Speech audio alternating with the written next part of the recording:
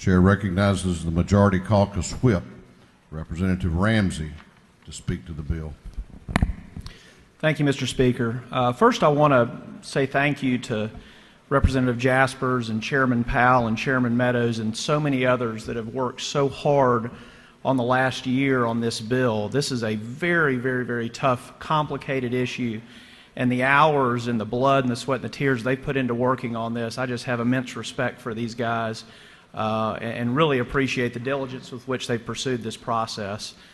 Now, this is an emotional issue, and I'm sure the opponents of the bill are going to stand up and bring a lot of emotion into the debate, and I understand that. It's a tough, difficult issue.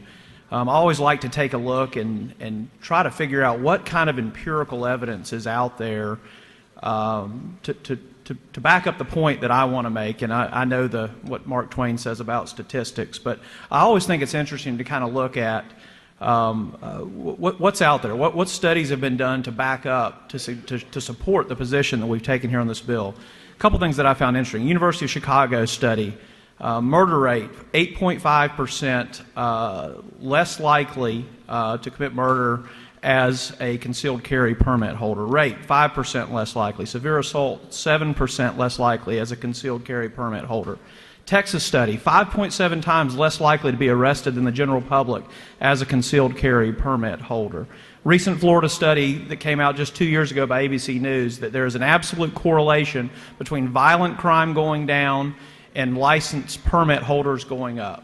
It goes on and on and on. There are numerous anecdotes that we could stand up here and cite the stories over the years of a person that had a concealed firearm, a licensed concealed firearm, that intervened and prohibited a father or a son or a daughter or a loved one from being the victim of a violent crime. It just happens over and over and over and over again. Now, America has changed a great deal since our founding fathers wrote the words that Representative Hightower read to you, those incredibly eloquent words. And certainly many, many, many trees have been killed in legal opinions trying to figure out exactly what our founders meant when they wrote those words so many years ago.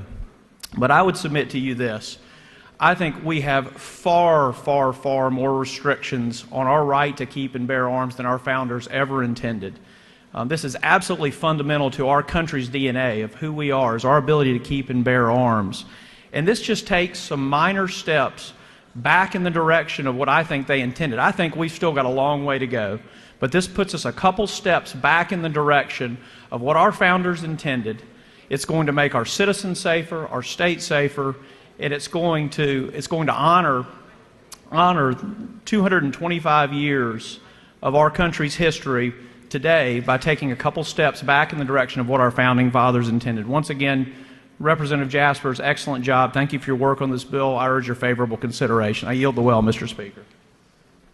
Gentleman has yielded the well. Shall this bill now pass? All those in favor of the passage of House Bill 875 will vote aye. Those opposed will vote no, and the clerk will unlock the machines. Have all members voted? If so, the clerk will lock the machine on the passage of House Bill 875. The ayes are 119, the nays are 56.